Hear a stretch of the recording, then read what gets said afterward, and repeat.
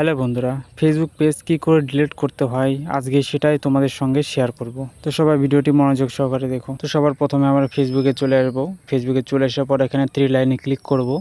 Click করার পর একটু নিচের দিকে আসব। নিচে এসে আমরা এখানে দেখতে পাবো সেটিংস অ্যান্ড প্রাইভেসি। তো তারপরে আমরা আবারও একটি সেটিংস অপশানটি এটির উপরে ক্লিক করব। ক্লিক করার পর একটু নিচের দিকে আসব। নিচের দিকে এসে এখানে আমাদের একটি অপশন দেখা যাবে অ্যাক্সেস অ্যান্ড কন্ট্রোল। তো এটির উপর আমরা ক্লিক করব। তারপর এখানে দেখা যাবে ডিঅ্যাক্টিভেট ফর ডিলেশন। তো এই অপশনটির উপর ক্লিক করার পর আমাদের এরকম একটি ইন্টারফেস শো করবে। এখানে লেখা আছে ডিঅ্যাক্টিভেট পেজ এবং নিচে লেখা আছে ডিলিট পেজ। তো আমরা এখান থেকে যেটি করব, এখান থেকে আমরা ডিলিট পেজটি করব। তো এর উপর আমরা ক্লিক করে নেব।